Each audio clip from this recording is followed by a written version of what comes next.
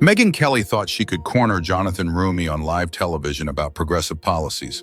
What happened next left the Fox News host completely speechless and turned Roumie into an overnight sensation. The 15-second clip that followed this explosive confrontation broke the internet faster than any political moment this year, racking up over 10 million views in just 24 hours and sparking a national conversation about media accountability. The studio lights blazed as Kelly leaned forward in her signature aggressive interview style, glasses gleaming under the hot lights.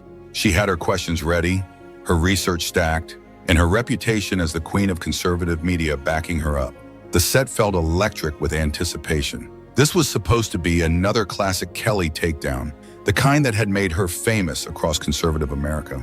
Her producers had even extended the segment, expecting fireworks that would drive ratings through the roof. But Jonathan Roumie, the 43-year-old actor and outspoken voice in social and political commentary, sat across from her with a calm confidence that should have been Kelly's first warning. His posture was relaxed but alert, like a seasoned litigator who knew he had the winning case.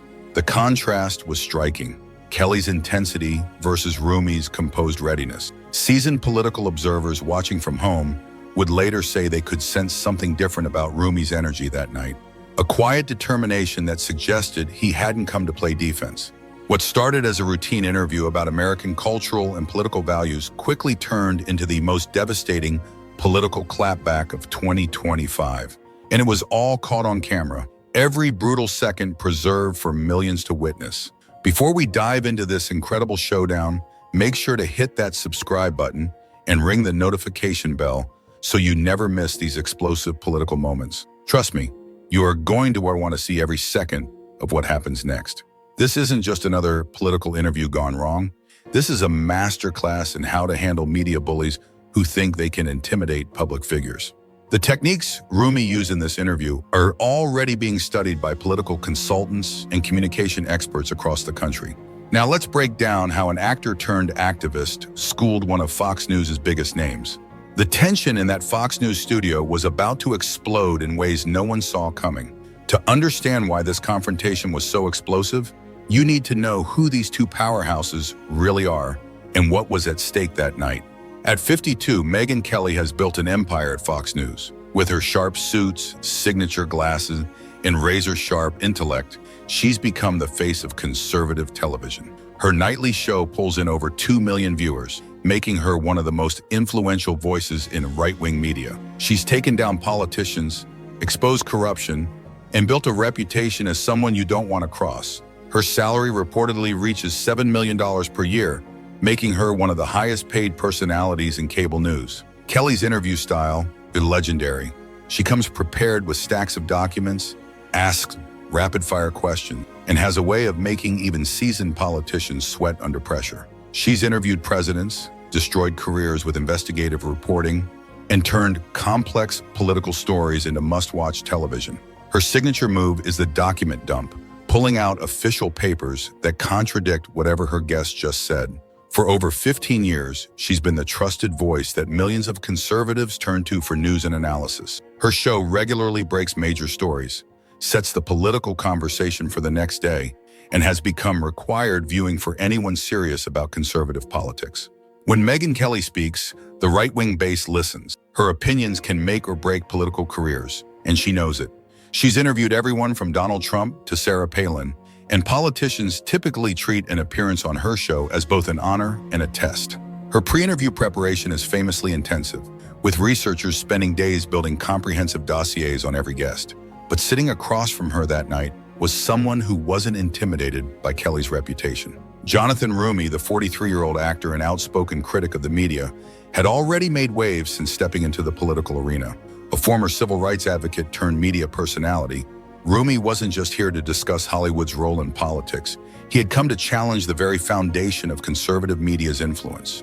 Roumie had gained national attention for his outspoken stance on key cultural issues, his viral social media presence, and his ability to break down complex ideas into language that everyday people could understand. His following had exploded in recent years, with his advocacy for change reaching millions across social media platforms. Unlike many public figures, Roumie spoke with the directness of someone who had spent years taking on injustice and corruption in the public sphere. His background wasn't just about acting, it was about making a difference. What made Roumie particularly dangerous to someone like Kelly was his background. This wasn't just an actor who'd been coached on media appearances. This was someone who had spent years fighting for truth, confronting powerful institutions, and speaking out for social justice. He wasn't afraid of tough questions or tough situations. And he definitely wasn't afraid of someone like Megyn Kelly.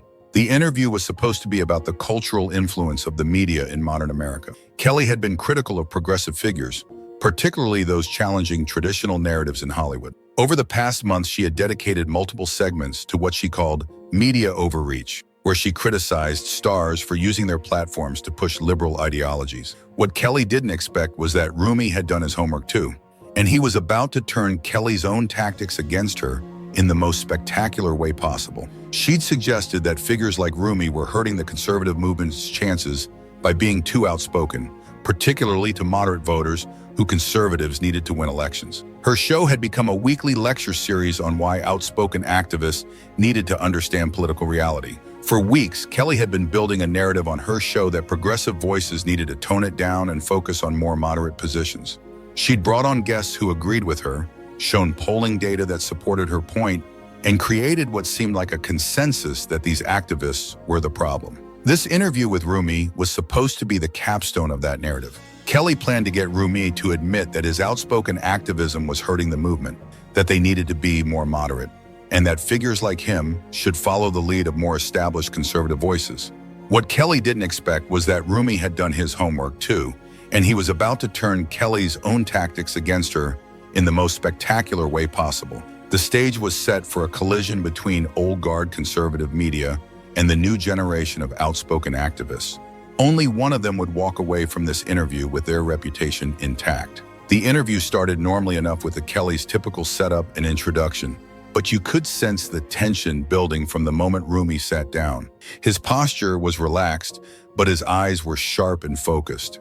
He wasn't here to be a typical guest who nodded along with Kelly's talking points. "Mr. Roumie," Kelly began, her voice carrying that familiar tone of authority, "there's been a lot of discussion about whether outspoken activists are helping or hurting the movement's chances.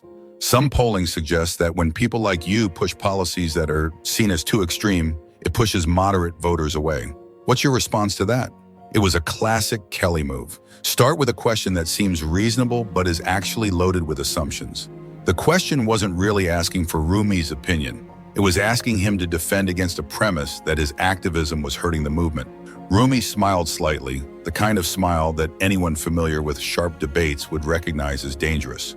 "Megyn, I think that's an interesting way to frame the question. But before we talk about polling, shouldn't we talk about results? Because the data I'm looking at tells a very different story." You could see Kelly's eyebrows raised slightly. This wasn't the defensive response she was expecting. Roumie wasn't taking the bait.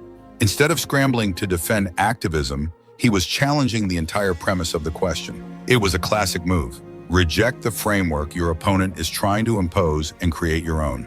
Kelly tried again, this time more directly. "But Mr. Roumie, when we look at states where conservatives struggled in recent elections, many analysts point to radical messaging as a key factor. Don't you think there's a responsibility to moderate these positions for the good of the movement?" The camera caught Roumie's expression shifting slightly. This was where most public figures would start backing down, trying to find middle ground. But Roumie leaned forward instead, his sharp instincts kicking in. He had that look that anyone who'd watched him speak in public debates would recognize, the moment he decided to go on the offensive. "Megyn, I have to stop you right there. Are we really going to sit here and blame outspoken activism for losses while ignoring the fact that in my community, a deeply conservative area, I won by advocating for progressive change? Are we going to ignore that activists have been energizing people across the country, people who had given up on politics?" The studio suddenly felt different. Kelly's confident demeanor flickered for just a moment. She wasn't used to guests who pushed back this directly, this quickly. This is where things started to get really interesting. Kelly, clearly frustrated that her usual tactics weren't working, decided to get more aggressive. She shuffled through her papers dramatically, a move designed to show viewers that she had done her homework and was about to deliver a devastating blow. "But Mr. Roumie, winning in a gerrymandered district is very different from winning in national elections or appealing to voters who decide major elections. Don't you think it's somewhat irresponsible to push policies that polling shows are unpopular with the voters? Conservatives need to win? The word irresponsible hung in the air like a challenge. Kelly had just called an outspoken activist irresponsible on national television. It was the kind of move that would normally make a guest backtrack and try to smooth things over. But Jonathan Roumie wasn't most public figures. Roumie's entire demeanor changed. His voice remained calm, but there was steel in it now. Megyn, I find it fascinating that you're lecturing me about responsibility when your show has spent weeks telling conservatives to abandon the policies that actually help working families. Let me ask you something. When was the last time you had to choose between paying for prescription drugs and paying rent? The question hit like a lightning bolt. Suddenly, the power dynamic in the room shifted completely. Kelly, who had been the one asking aggressive questions, was now on the defensive. I don't think my personal circumstances are really relevant to this discussion, Kelly replied, but her voice had lost some of its authority. Oh, but they absolutely are, Roumie continued, his voice gaining strength. Because you're sitting here in a television studio making millions of dollars, telling working families that they should accept less. You're telling them that wanting healthcare they can afford is irresponsible. You're telling them that wanting their kids to have a future on a livable planet is too radical. The camera captured Kelly's face as she realized she was losing control of the interview. This wasn't going according to plan at all. She tried to regain her footing. Mr. Roumie, I think you are mischaracterizing my position. I'm simply saying there are strategic considerations. Strategic considerations? Roumie interrupted, and now his voice was rising with genuine passion. Megyn, people are dying because they can't afford insulin. Families are going bankrupt because of medical bills.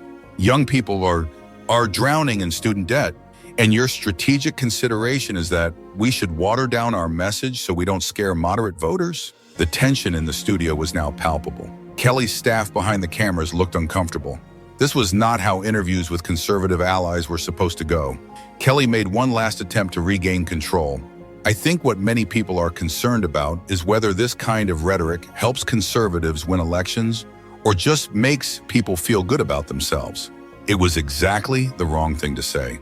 Roumie's eyes flashed with something that anyone who'd ever seen him in a heated debate would recognize immediately. He was about to go for the kill. Rhetoric, he said, his voice now carrying the full weight of his years on social media. Megyn, is it rhetoric when a mother in my district can't afford insulin for her child? Is it rhetoric when families are living in their cars because they can't afford rent? Is it rhetoric when young people are giving up on their dreams because they can't afford college? The camera zoomed in on Kelly's face, and you could see the exact moment she realized she'd walked into a trap. What's rhetoric? Roumie continued, his voice building to something powerful. Sitting in a television studio and telling the people fighting for these families that they need to tone it down? What's rhetoric is taking millions of dollars from corporate advertisers and then lecturing elected officials about what's politically feasible. The studio fell completely silent except for the hum of the cameras. Even the production crew seemed to be holding their breath. And then Jonathan Roumie delivered the line that would break the internet and fundamentally change how progressive politicians approach hostile media interviews forever. What happened next will go down as one of the most devastating political clapbacks in television history. Roumie looked directly into the camera, then back at Kelly, and delivered the words that would be replayed millions of times across social media. Megyn, you want to talk about what's irresponsible? What's irresponsible is a media personality who makes $7 million a year telling working families that fighting for their survival is too radical. What's irresponsible is someone who hasn't faced a real struggle in decades, lecturing people who are fighting for their lives about political strategy. The camera caught Kelly's face going completely white. Her mouth opened slightly, but no words came out. For the first time in her career, Megyn Kelly was speechless, but Roumie wasn't done. You know what, Megyn? Let me tell you what real polling shows. Real polling shows that when conservatives run on policies that actually serve working families, they win. When they run on pushing for real change, they win. When they run on fighting for families instead of corporate donors, they win. Roumie pulled out his phone, a move that would normally be considered rude on television, but somehow felt perfectly natural in this moment. You want to see some numbers? Here are some numbers for you. In 2022, every single candidate who supported actual change and fought for the people won their election. Every single one. But conservatives who ran away from bold policies, they lost.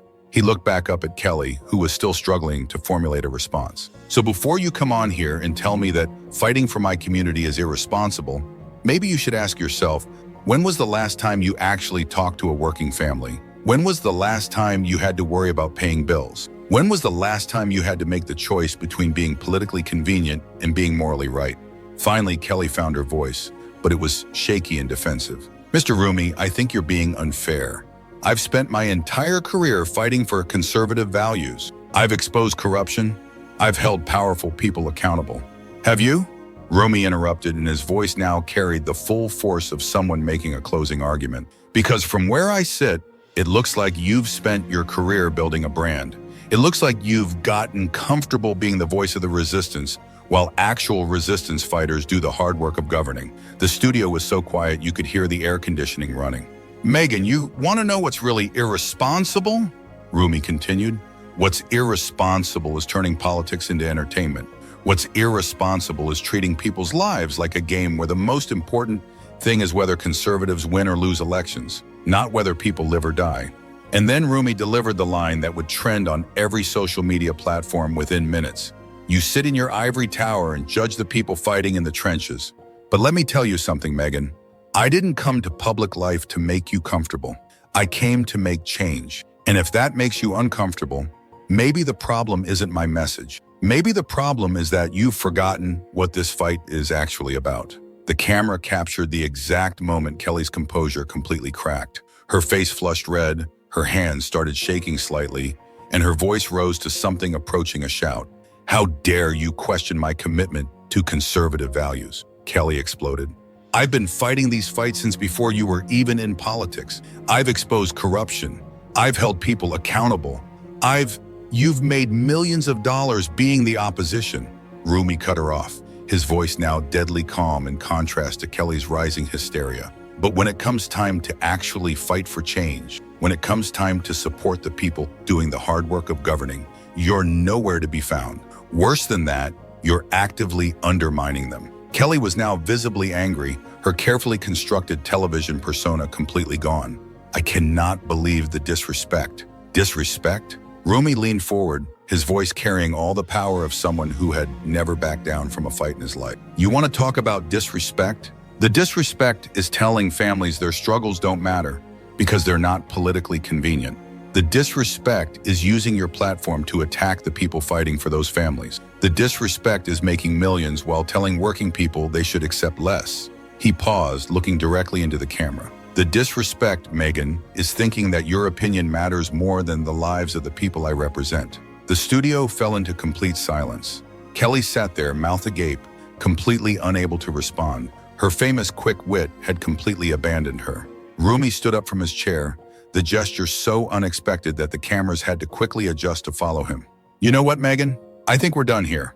I came on your show thinking we could have a real conversation about the future of the conservative movement, but it's clear you're more interested in protecting the status quo than fighting for real change. He looked directly at Kelly, who was still sitting in stunned silence. When you're ready to have a real conversation about what it means to fight for working families, you know where to find me. But until then, maybe spend less time telling other people how to do their jobs and more time examining whether you're actually doing yours. And with that, Jonathan Roumie walked off the set, leaving Megyn Kelly sitting alone at her desk, completely speechless. While the cameras continued to roll, the silence in the studio was deafening. Camera operators didn't know whether to keep filming or cut away. Kelly's producers frantically tried to figure out how to fill the remaining minutes of airtime. It was television chaos at its most raw and unfiltered. The interview was supposed to run for 20 minutes. It lasted 8, and those 8 minutes changed everything, not just for the two media figures involved, but for the entire landscape of conservative media and politics. The moment Jonathan Roumie walked off that Fox News set, something extraordinary happened. Within minutes, clips from the interview started spreading across social media faster than wildfire. But this wasn't just another political moment that would be forgotten by the next news cycle. This was the birth of a movement. The first clip hit Twitter at 9:47 p.m. Eastern Time, just 3 minutes after the interview ended.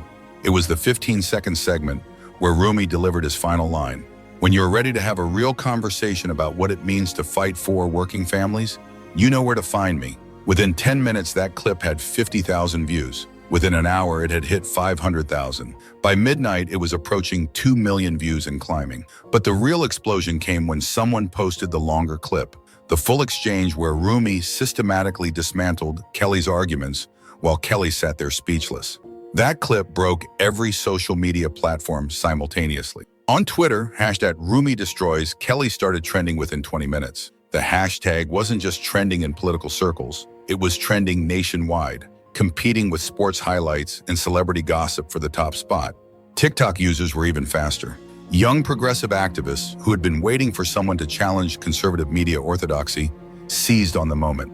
Within an hour, there were dozens of TikTok videos using audio clips from the interview, with users acting out Kelly's shocked expressions or celebrating Roumie's verbal takedown. The hashtag #RoumieEnergy started trending among Gen Z users, who began using clips of the interview to soundtrack their own moments of standing up to authority figures. The internet's meme factories worked overtime that night. The image of Megyn Kelly sitting speechless at her desk became instant meme material. Someone created a GIF of her shocked expression with the caption, "When someone finally calls out your hypocrisy on live TV." Another popular meme showed a split screen of Kelly in her expensive studio on one side and families struggling with medical bills on the other, with Roumie's words overlaid. Maybe the problem is that you've forgotten what this fight is actually about. But the meme that really took off was a simple screenshot of Roumie walking off the set with the caption, "When you're done tolerating BS from people who should be allies." That image was shared hundreds of thousands of times, becoming a symbol of frustration with conservative media's treatment of progressive politicians. The creativity didn't stop there. Someone created a remix video using audio from the interview set to dramatic music, with Roumie's most devastating lines timed to musical crescendos. Another viral video showed a side-by-side comparison of Kelly's confident opening versus her speechless ending, with the caption, "How it started versus how it ended." Instagram users created elaborate photo collages showing Kelly's various expressions throughout the interview, from smug confidence to shocked silence. One particularly popular post showed 8 different screenshots of Kelly's face arranged in a grid, each one showing her growing realization that she was losing control of the interview. The impact wasn't limited to social media. Within hours, political commentators and figures from across the political spectrum were weighing in on what many were already calling the Roumie moment. Progressive politicians who had been quietly frustrated with conservative media's attacks rallied around Roumie immediately. Alexandria Ocasio-Cortez tweeted, "This is what it looks like when someone refuses to be bullied by media elites who've forgotten what we're fighting for." Bernie Sanders, who had his own history of contentious interviews with conservative media, posted, "Jonathan Roumie spoke truth to power tonight. The fight for working families is not too radical, it's necessary." Even some moderate conservatives found themselves nodding along with Roumie's critique. A conservative senator who asked to remain anonymous told reporters, "He said what a lot of us have been thinking. Sometimes the media treats politics like a game instead of remembering that real people's lives are at stake." Surprisingly, many liberal commentators found themselves praising Roumie, even though they disagreed with his politics. Tucker Carlson, who had his own history of conflicts with liberal media, said on his show, "You don't have to agree with Jonathan Roumie's politics to respect the way he stood up to media bullying. That took guts." The praise from across the political spectrum only amplified the moment's impact. This wasn't being seen as just another partisan fight. It was being seen as a moment when someone finally called out the disconnect between media elites and the people they claimed to represent. For the first 24 hours after the interview, Megyn Kelly was silent. Her Twitter account, which usually posted multiple times per day, went dark. Fox News initially tried to control the damage by releasing a statement saying the interview had been a robust exchange of ideas between two committed conservatives, but the statement only made things worse. Social media users immediately jumped on the phrase "robust exchange," with many pointing out that it was more like a one-sided destruction than an exchange. When Kelly finally appeared on her show the next night, she tried to address the controversy head-on, but her response only dug the hole deeper. "Last night, I had Jonathan Roumie on the show to discuss conservative strategy," she said, her voice tight with barely controlled anger. "I think what viewers saw was the kind of passion that drives conservative politics. Sometimes that passion can get intense." The attempt to frame Roumie's systematic dismantling of her arguments as mere passion backfired spectacularly. Within minutes, Roumie's passionate destruction was trending, with users pointing out that what they had witnessed wasn't passion, it was precision. Legal experts on Twitter noted that Roumie had essentially conducted a cross-examination of Kelly, using classic courtroom techniques to expose contradictions and assumptions. But beyond the social media explosion and political commentary, something more fundamental had shifted. For years, conservative media personalities like Kelly had positioned themselves as the gatekeepers of the right-wing narrative, deciding which ideas were acceptable and which politicians deserved support. Roumie's performance shattered that dynamic. He had shown that progressive politicians didn't need approval from media elites. In fact, they might be better off without it. The interview sparked a broader conversation about the role of media in shaping political discourse. Young conservative activists who had been frustrated with what they saw as conservative media's bias suddenly had a champion. Older conservatives who remembered when media outlets were more adversarial began questioning whether personalities like Kelly had become too comfortable with the establishment. The political impact was immediate and measurable.